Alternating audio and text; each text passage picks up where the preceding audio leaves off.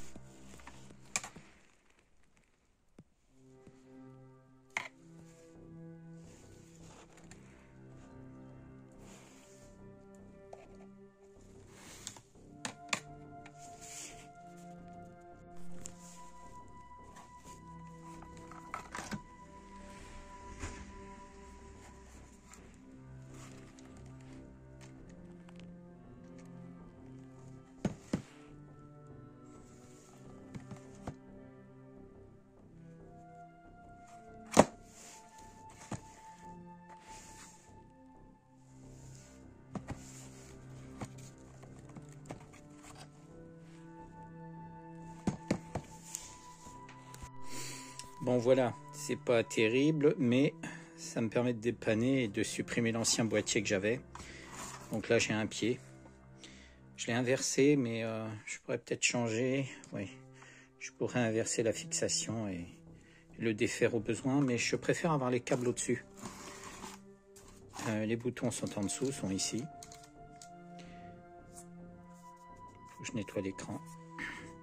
Et ça me permet, si je force pas trop, voilà, je peux le régler comme je veux. Donc ça c'est pratique.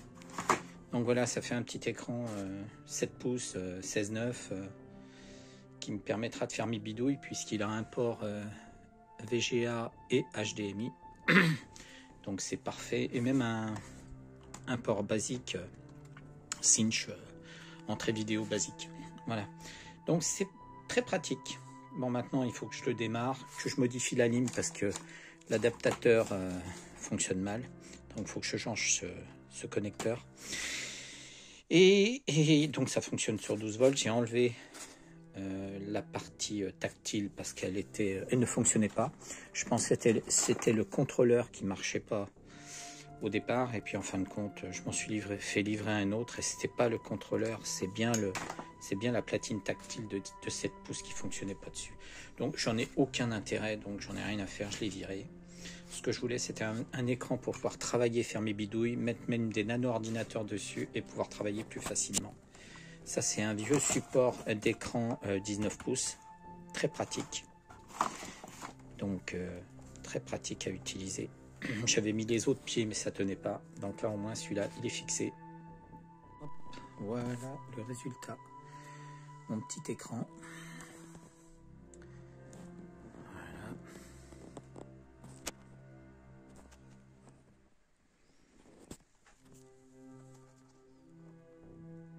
J'avais mal enfiché la prise HDMI, donc l'écran s'éteignait ou ne s'allumait pas, donc c'était un peu bizarre, mais voilà. Donc il n'y a pas de souci, ça fonctionne très bien. Mes réglages sont en dessous, je pourrais inverser. Là pour l'instant j'aime bien avec les câbles au-dessus. Voilà, je pourrais même mettre un nano ordi juste derrière, j'en ai un. Une clé sous forme de clé. Ou tout autre boîtier, je pourrais faire une petite fixation et les mettre derrière. Et voilà, je trouve ça très pratique. Quand je veux faire mes petites bidouilles sur les petites machines, ça c'est pratique. En plus, VGA et HDMI, c'est parfait. Voilà, j'en ai fini avec ce petit projet qui va me servir de base pour plein de choses, pour plein de bidouillages. D'ailleurs, si vous voyez le bidouillage que j'ai là-dessus, et puis j'ai pas fini, hein. J'ai plein de projets en cours. Dans ces boîtes, la majorité c'est de la réparation. J'ai plusieurs boîtes empilées, j'en ai encore ailleurs. Donc j'ai pas terminé. Allez, à très vite pour une nouvelle vidéo.